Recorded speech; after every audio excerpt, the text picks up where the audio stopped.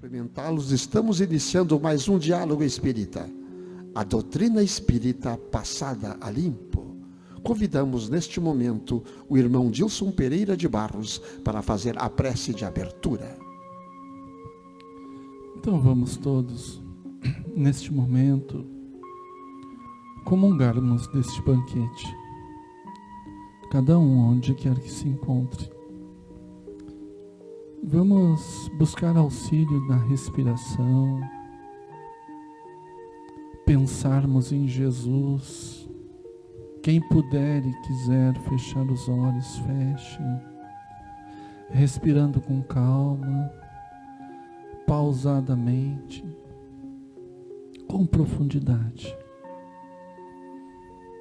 Nossos corações já estão mais calmos, porque também pensar em Jesus, respirar com calma, nos proporciona este alívio, esta serenidade. E neste momento, então, vamos pedir ao Pai Maior que permita aos bons espíritos estarem conosco neste momento, nos dando ou iniciando os passes durante este evento. Quem sabe iniciando ou fazendo cirurgias espirituais em nós outros, naqueles que necessitam. Tenhamos fé, acreditemos em Deus, acreditemos em Jesus e na espiritualidade amiga. Vamos confiar e podemos pedir daquilo que necessitamos para as nossas almas imperfeitas, seja o alento, seja o que for. Obrigado, Deus, por tudo que somos, pelo que temos. Te rogamos as boas intuições para nós outros nesta bancada, levar a cada ouvinte a palavra amiga, a palavra que consola. Que assim seja. O nosso trabalho de hoje é de Mateus, capítulo 25, versículo 25. Tendo medo, escondi na terra o teu talento. Na parábola dos talentos, o servo negligente atribui ao medo a causa do insucesso em que se infelicita. Receber a mais reduzidas possibilidades de ganho, contar apenas com um talento e temer a lutar para valorizá-lo. Quanto aconteceu ao servidor invigilante da narrativa evangélica, há muitas pessoas que se acusam pobres de recursos para transitar no mundo como desejariam e recolhem-se à ociosidade, alegando o medo da ação, medo de trabalhar, medo de servir, medo de fazer amigos, medo de desapontar, medo de sofrer, medo da incompreensão, medo da alegria, medo da dor. E alcançam o fim do corpo como sensitivas humanas sem o mínimo esforço para enriquecer a existência. Na vida, agarram-se ao medo da morte. Na morte, confessam o medo da vida. E a pretexto de serem menos favorecidos pelo destino, transformam-se gradativamente em campeões da inutilidade e da preguiça. Se recebeste, pois, mais rude tarefa no mundo, não te atemorizes à frente dos outros e faze dela o teu caminho de progresso e renovação. Por mais sombria seja a estrada que foste conduzido pelas circunstâncias, enriquece-a com a luz do teu esforço no bem, porque o medo não serviu como justificativa aceitável no acerto de contas entre o servo e o Senhor. Irmão José Severo, depois dessa lição do medo, que tu tens aí no Evangelho para nós? Depois do meu nome completo, né? Tem que dar uma justificativa boa, né? Então, Antônio, Dilson, amigos, espectadores, ouvintes. À primeira vista, nós poderíamos ingressar, sem maiores dificuldades, no capítulo 16 e discutir a parábola dos talentos. Mas o que nós percebemos aqui, no enunciado em que Mateus nos coloca e na observação diligente de Emmanuel, é um comportamento humano negativo, Antônio, que é o medo. O medo, ele é natural para que nós nos livremos de situações que possam pôr em perigo a nossa vida, a nossa existência, mas fora disso ele passa a ser doentio. Só para complementar, te ajudar um pouquinho, eu sei que tu sabes, mas para o ouvinte, o telespectador entender também. A primeira dos nossos instintos, o mais forte deles é exatamente o de conservação. Então é um medo que faz tu ter esse instinto de conservação. Então ele é natural. Ele é natural, então tem que saber vencer esse medo, né? Aí é que tá. Então, por esse lado, né, rompendo a naturalidade da existência do medo e não transportando para tudo no nosso ir e vir, na nossa existência, nós estaremos utilizando bem digamos assim, esse recurso que Deus colocou em nós. Recurso importante. Mas utilizado para justificar a nossa inanição, né, a nossa falta de iniciativa, e aliado ao fato de que nós justificamos com uma justificativa ignorante, vamos dizer assim, nós estamos falando da falta de fé, Antônio. Falta de fé em quem? Falta de fé no poder criador, né? E sobretudo falta de fé em nós mesmos. Que as duas coisas podem se confundir, porque Deus criou nós também, né? E nos criou em condições de fazer o enfrentamento da vida que Ele nos propõe. Então, neste sentido, o medo, ele passa a ser nocivo, como fala Emmanuel aqui.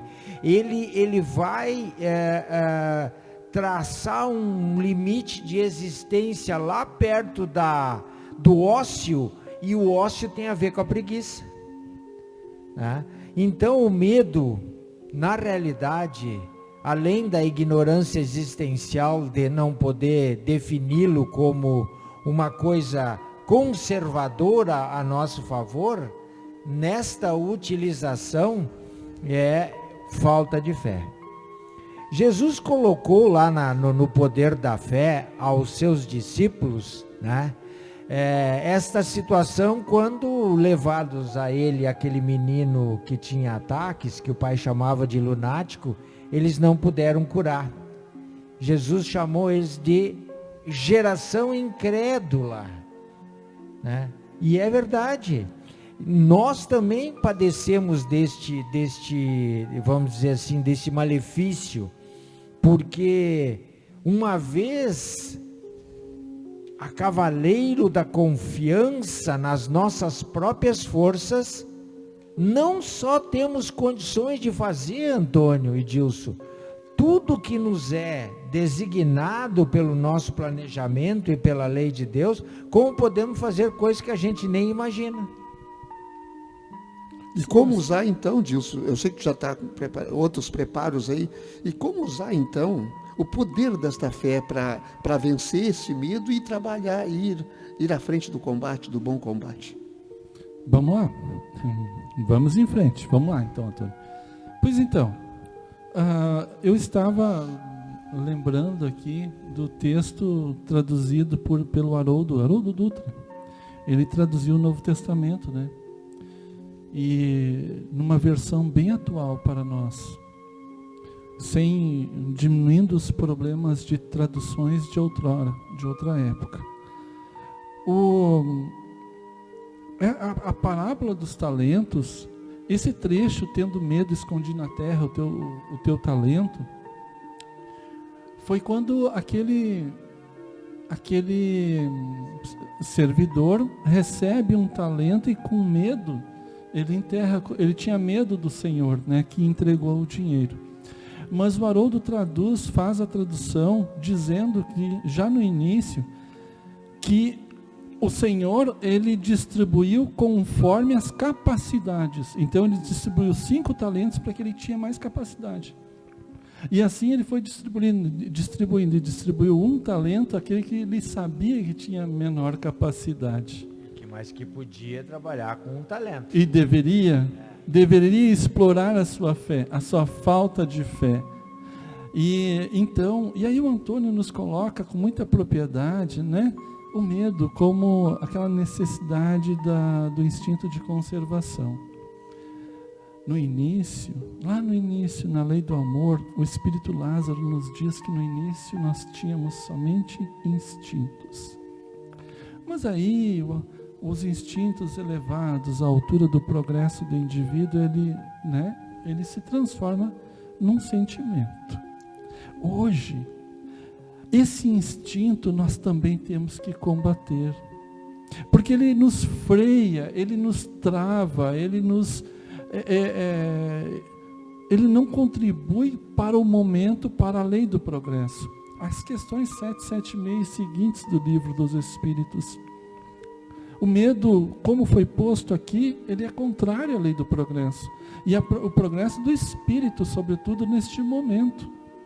Então, para nós outros, nós temos que laborar, trabalhar, servir, fazer amigos. Fazendo amigos, certamente nós desapontaremos alguém. Nós vamos sofrer, estamos num mundo de expiação e provas.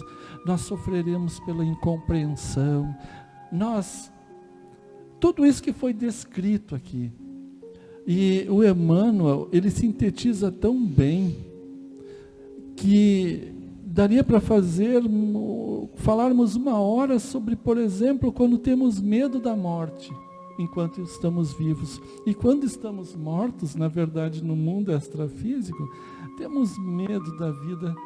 E é assim, essa é a descrição dos espíritos, quando o indivíduo, ele não está preparado, ele não aprendeu ainda os ensinamentos do mestre. Daí, ele não explora os seus talentos, ele perde a oportunidade. E como nós poderemos então vencermos este medo? Essa é a pergunta, né, Antônio? E, em cima disso, eu diria ainda, para somar, conhecereis a verdade e ela vos libertará. Qual é a verdade? O poder da fé. O poder da fé, não é, Joãozinho? O poder como usar o poder da fé. Qual é a verdade que eu tenho que conhecer? O poder da fé.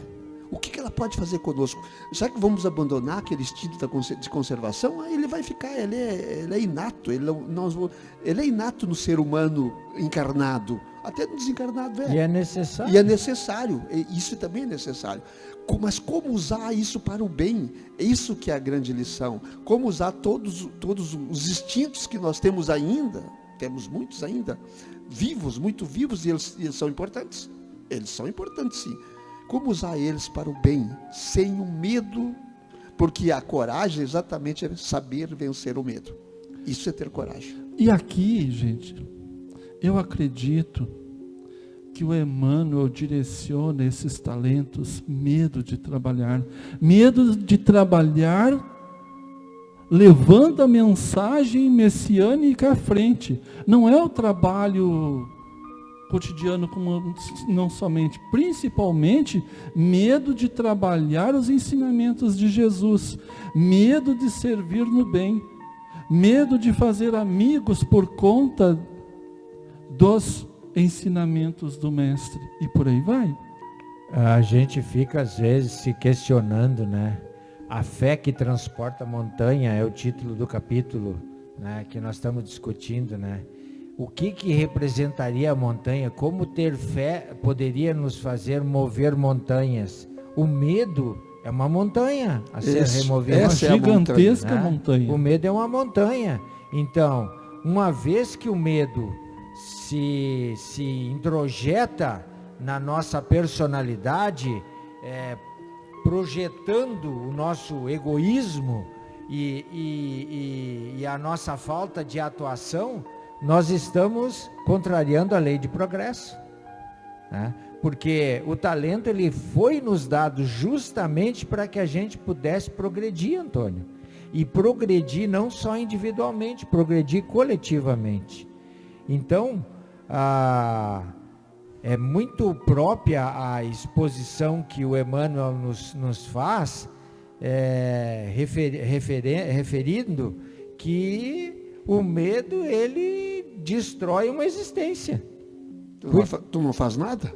Cuidado com o medo. É o que aconteceu, tu enterrou o talento, os talentos que tu tens, tu não faz nada. E quantas pessoas a gente recebe numa casa espírita, né, Antônio, que vem se socorrer da bondade de Jesus espalhada pela ação dos seus prepostos, que apresentam este tipo de medo nos comportamentos doentios que estão fazendo eles sofrerem.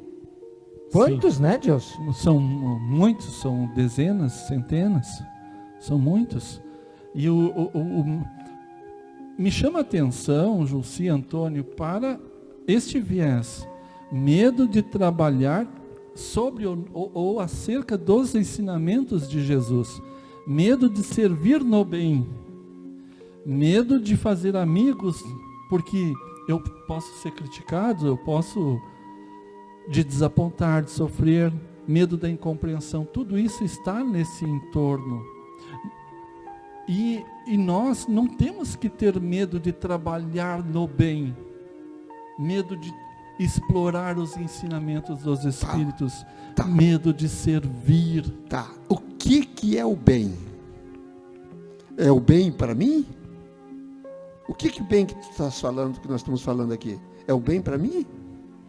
Que bem é esse? O bem é a prática da lei de Deus, Antônio. Mas o que é a lei de Deus? A lei de Deus ela é exposta de uma forma ampla a fim de estabelecer harmonia e felicidade entre os homens, entre os seres que ele criou. Eu gostei. O que é o bem no meu ponto de vista e no teu ponto de vista do Julci? Deu provocação aí. Pois então, o que é o bem no vosso ponto de vista? Né? Então, medo de servir no bem, medo de trabalhar no bem. Olha, gente, o que Jesus faria? Agora chegou no ponto. Então, vamos buscar lá quem é o nosso guia. O que é o bem aos olhos de Deus. Aí sim. Agora, o que é o meu bem, né? Então, tem o Pai Nosso, lembrei do Pai Nosso aqui, né? A oração dominical. Né? Seja feita a tua vontade, a de Deus ou a minha?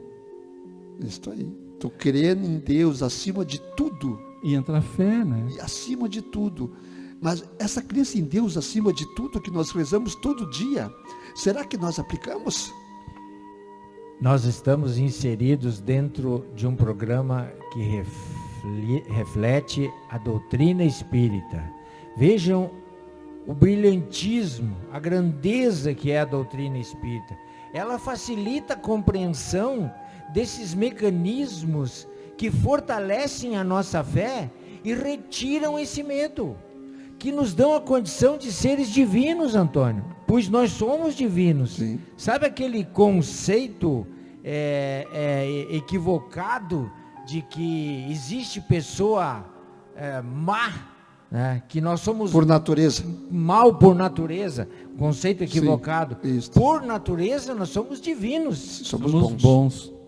E é só saber como nós podemos exercitar esta divindade individual, porque filho de peixe, peixinho então filho de Deus, deusinho que o medo não aparecerá no exercício dos talentos da vida, né?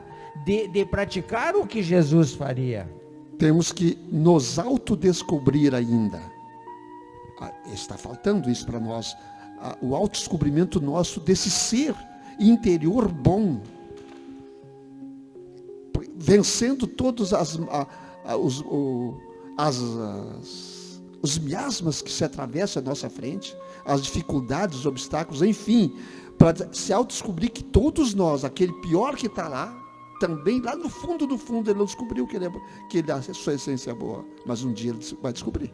Sabem, gente, eu acredito que para o ouvinte que está se identificando com esses medos, e então olhando para mim também, eu acredito que nos facilitará muito se nós acreditarmos, nós olharmos para frente e percebermos que no nosso íntimo nós acreditamos que a vida não acaba, que existe algo a mais, que existe uma força por trás, uma inteligência por trás de tudo isso. Soberana, né? Que é soberana, que é justa, etc.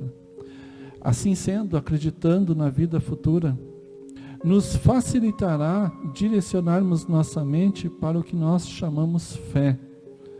Fé no Mestre Jesus, que veio então aqui nos trazer em síntese as leis de Deus, nos ensinar pelo exemplo o que fazermos. Assim sendo, nos facilitará gigantescamente, que palavra, né? Inventei agora, acho. Será mais fácil nós enfrentarmos o medo de trabalhar os ensinamentos de Jesus, ou nos ensinamentos de Jesus. Facilitará trabalhar as dificuldades que temos no medo de servir. Por quê? Nosso olhar para o futuro nos fará termos esperança. Quem tem esperança tem fé. A fé faz isso. Agora, quem não tem fé não tem esperança. Ele não espera o amanhã. E quem tem esperança no amanhã se prepara para o amanhã. E o que Jesus nos ensina? Seja bom hoje. Logo. E logo, aproveita a tua encarnação. Isso, logo. Não perde tempo. Positivo. Irmão Julci, para o nosso encerramento de hoje. Então, encerrando ou complementando o que o Dilson falou, o irmão José, lá no capítulo da fé que transporta montanhas, ele refere, Dilson, que a fé é a mãe da esperança, né? E que a fé deve ser, para ser proveitosa, deve ser ativa, deve ser trabalhada. Então, meus amigos, com este propósito, dentro deste contexto de reflexão, onde cada um de nós sabe os medos que tem, as escuridões que nos assustam, os labirintos que nós evitamos, vamos procurar fortalecer a nossa fé. Vamos levantar todo dia de manhã e lembrar de Jesus e pensar o que Jesus faria, porque certamente iniciaremos cada dia da nossa existência envolvidos pela sua luz, pelo seu poder divino, nos fortalecendo na certeza de que podemos trabalhar bem o nosso dia e a nossa vida. Sejamos gratos por estes ensinamentos, levantam o véu da nossa ignorância e nos fortalece a caminhada, diminui a escuridão, a sinuosidade do nosso caminho e acalmam o nosso coração. Tenhamos fé sempre, porque com fé sempre teremos esperança. Gratidão por tudo, que assim seja.